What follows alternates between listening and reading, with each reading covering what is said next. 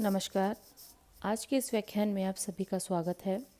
मैं doctor Santosh Meena, associate professor, department of history, government arts college Kota.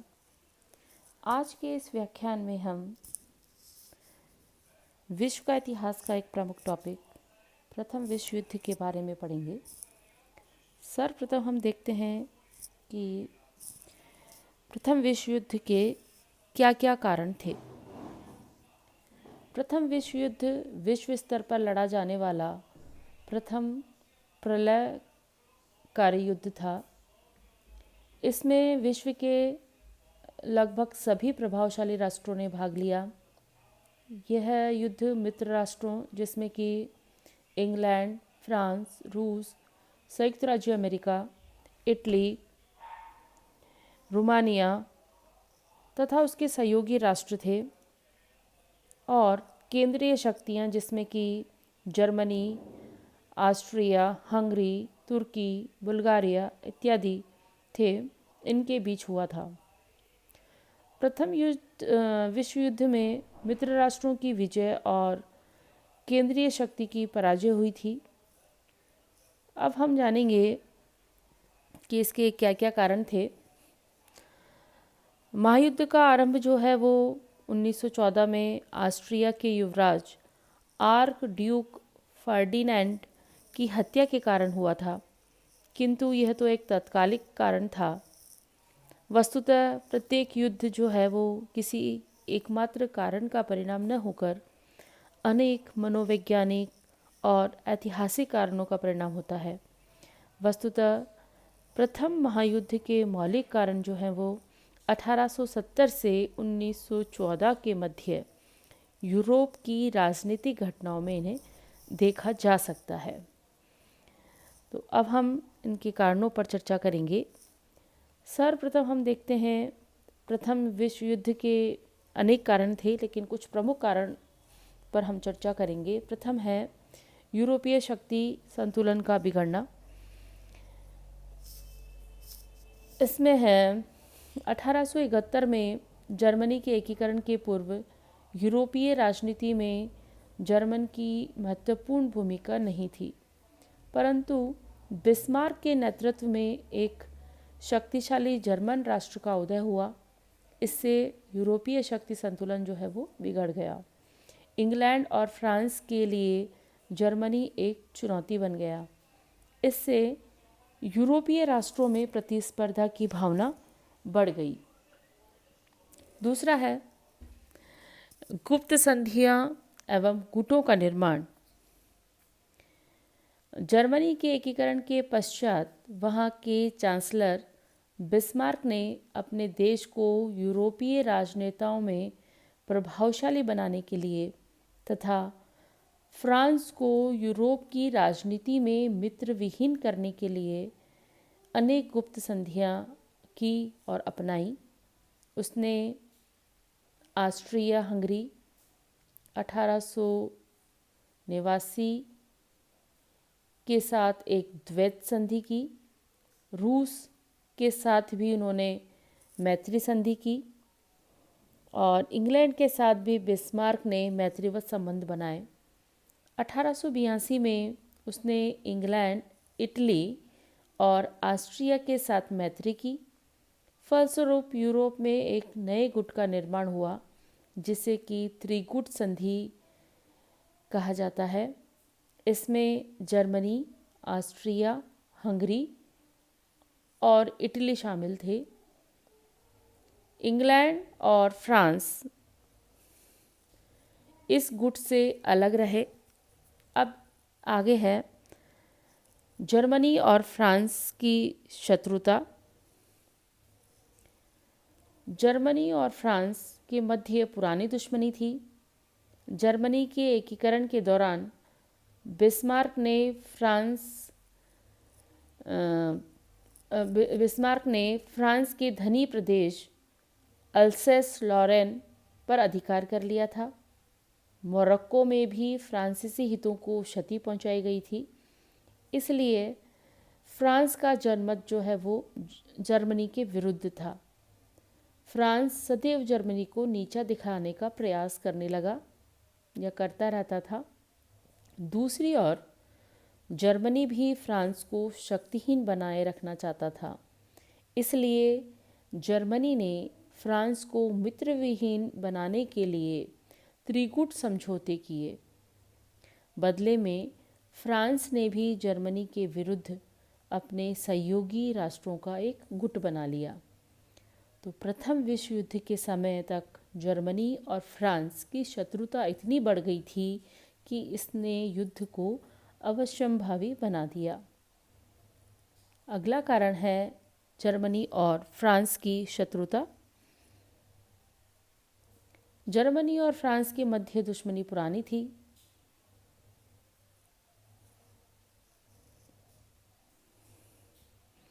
अब है साम्राज्यवादी प्रतिस्पर्धा।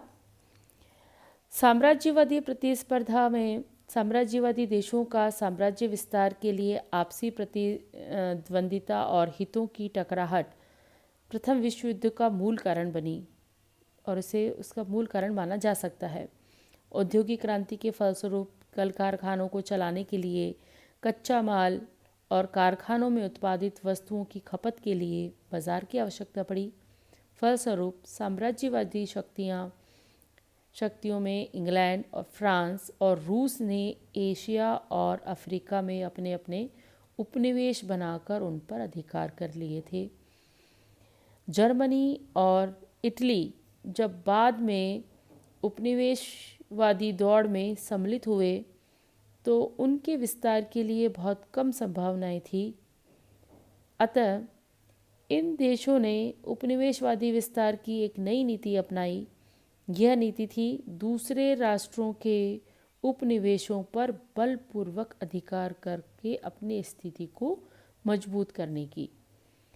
प्रथम विश्व युद्ध आरंभ होने से पूर्व तक जर्मनी की आर्थिक एवं औद्योगिक स्थिति अत्यंत सुदृढ़ हो चुकी थी।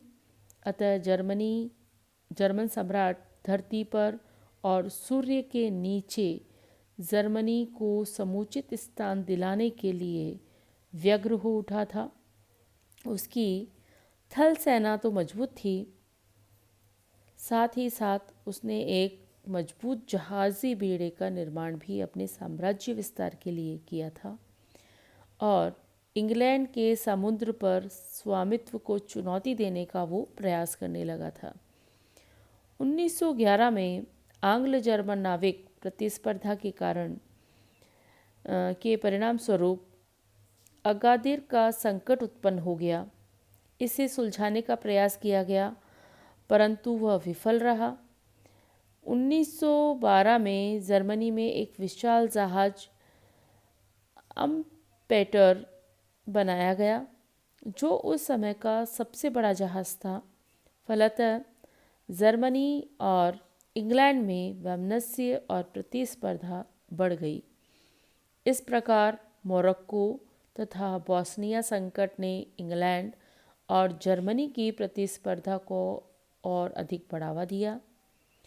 अपना प्रभाव क्षेत्र बढ़ाने के लिए जब पतनशील तुर्की साम्राज्य की अर्थव्यवस्था पर नियंत्रण स्थापित करने के उद्देश्य से जर्मनी ने बर्लिन बगदाद रेलमार्ग योजना बनाई तो इंग्लैंड, फ्रांस और रूस ने इसका विरोध किया और उसमें उनसे उनकी कटुता बढ़ गई। अब है सैन्यवाद। साम्राज्यवाद के समान सैन्यवाद ने भी प्रथम विश्व युद्ध को निकट ला दिया। प्रत्येक राष्ट्र अपनी सुरक्षा और विस्तारवादी नीति को क्रियान्वित करने के लिए अस्त्र शस्त्रों के निर्माण और उनकी खरीद बिक्री में लग गया। अपने अपने उपनिवेशों की सुरक्षा के लिए भी सैनिक दृष्टिकोण को मजबूत बनाना आवश्यक हो गया था। फलतः युद्ध के लिए नए नए अस्त्र शस्त्र बनाए गए।